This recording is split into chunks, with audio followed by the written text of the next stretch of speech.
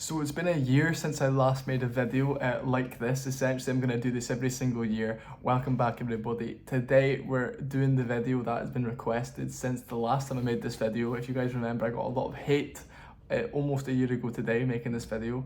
And it's my most hated fighter of the year. So essentially, every year I sit down and I tell you my most hated individual of this year.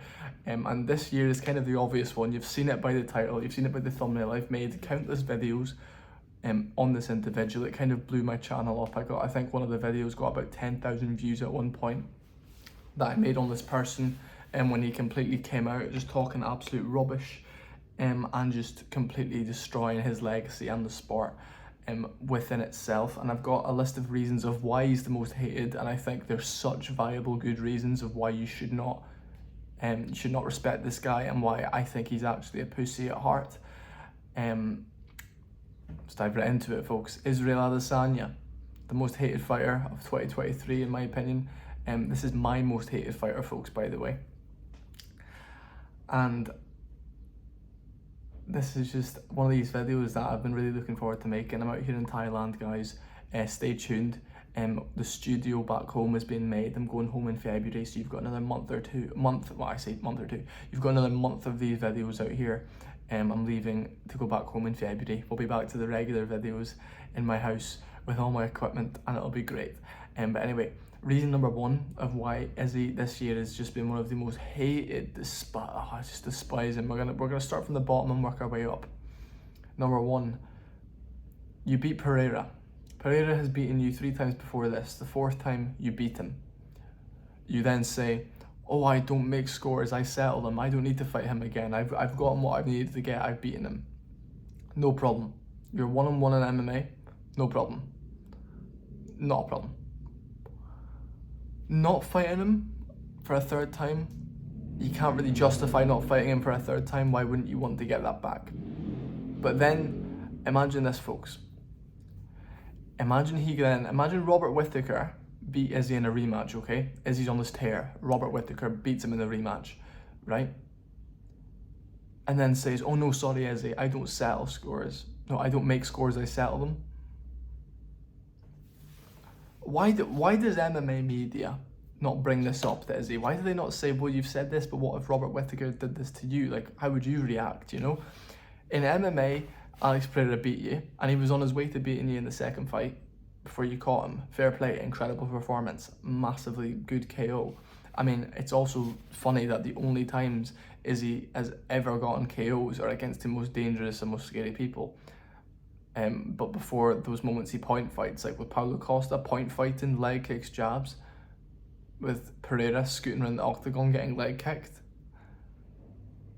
I mean, the steroid accusations are massively through the roof, and I would kind of agree with them, because the size of his left pec goes up and down all throughout the year, depending on who he's fighting. It's very, very weird. And he was only tested like 2 times in the space of 5 months, you know, so it's just, I'm not even gonna get into that. But anyway, second reason, the cringe levels, like the dog collar thing. I'm a dog and I'm gonna be unleashed. Are you joking me? Are you joking me? You're gonna get walked like a dog. Like, it's just so cringy, and it's so...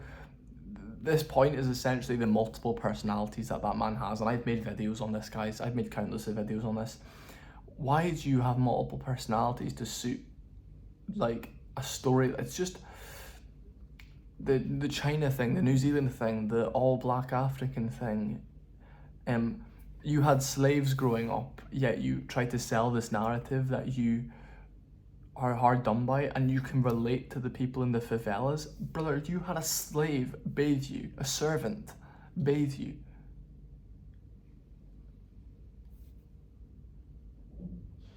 And then you change your personality and your upbringing and you lie. And then when you represent New Zealand your whole career, all of a sudden, as soon as people like Drickus starts saying, oh, I'm fighting out of Africa, which he is, he's in Africa, he lives in Africa, he fights out of Africa, that's a fact. You start saying that, no, you're more African. No one's more African than the other. You made it about that. You're a scumbag of a human. Israel Adesanya is one of those people that I hate more than anything in the world, because he just lies, he's full of shit, he makes things up, he's a scumbag, No one cares about him anymore. Sean Strickland battered him. And the China thing, I thought you were all African. Oh wait, I thought you represented New Zealand. Oh wait, but now you represent China? Or like, I think he's got like a personality disorder, and he changes his personality so much to try and make people like him, and he comes out with these cool cringy quotes to try and make moments, and I manifested this. It's like, shut up. Like on it, like, and then getting in the cage with Drickus and saying the N-word a million times to him because you know he won't say it back. That's your point of proving that you're not African? That's an American word, brother. You saying that to him is trying to make out like only black people are African.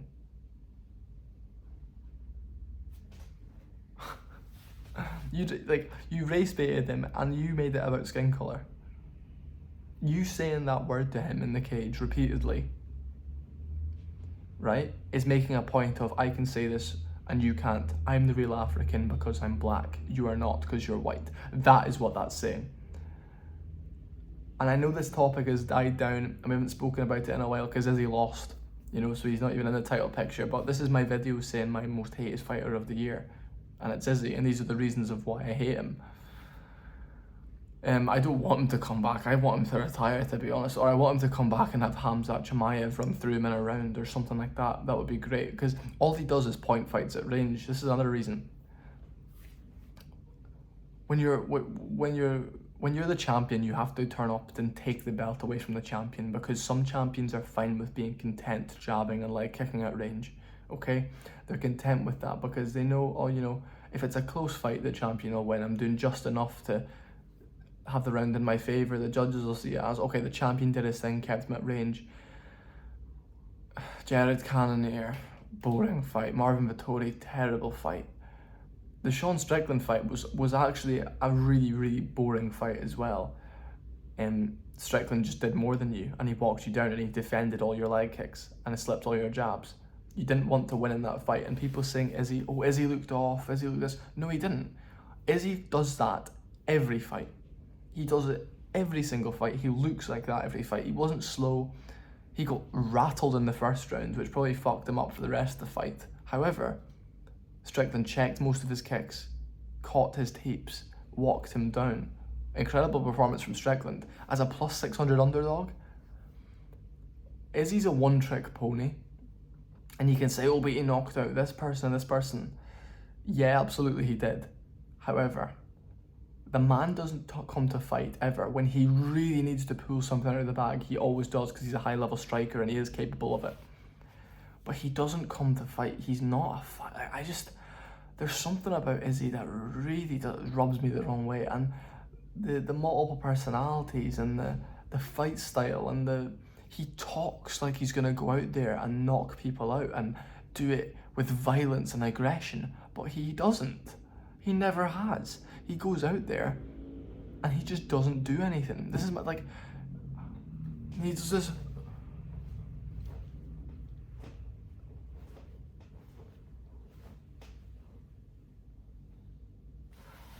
That's all it is. He's so boring. And I think they pay him like $3.5 million per fight, which isn't much if you compare it to like the champions in boxing, but like,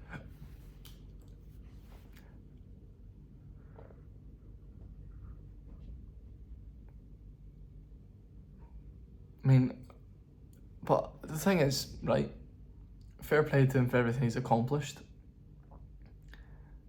He's my most hated fighter, like not just of this year. I think going forward, I can't stand him. Merab has become more likable than him because Merab turns up, and yes, Merab is boring as well, and he just hugs you against the cage and fails takedowns. Merab is Merab. Merab is him. He owns it. You don't own anything. You own New Zealand, China, black skin making you more African, being more African, which you're not any more or less African than Drickus. Drickus just represents Africa and you don't. You wore fucking red and gold shorts last time, which are the China shorts, just to make a point of just to kind of play into the joke. And also, this is the big thing, you play with your dog. You literally said to Drickus, oh, don't talk about my family, and pointed at the tattoo of your puppy.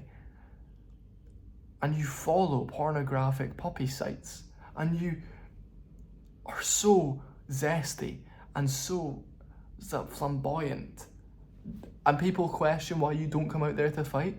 You don't have it in you. I just don't think you're a man. I don't think you got the testosterone in you for that. You like anime and puppy porn.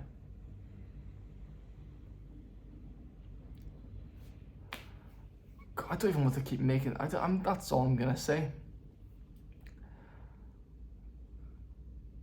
See you later, guys. Please subscribe if you want to watch some vlogs. I've got a vlog channel as well. I asked me if you get sick talking about that. And your fan base defends you. Oh, Izzy's this, Izzy's that. Shut up. If all this proof and all this evidence of the steroids, the puppy porn, the boring fight style, the multiple personalities, the race baiting, the one rule for you, one rule for everybody else, no one would follow any of these. Like, why do you get away with it? Why does the media ignore all of this? Oh my God.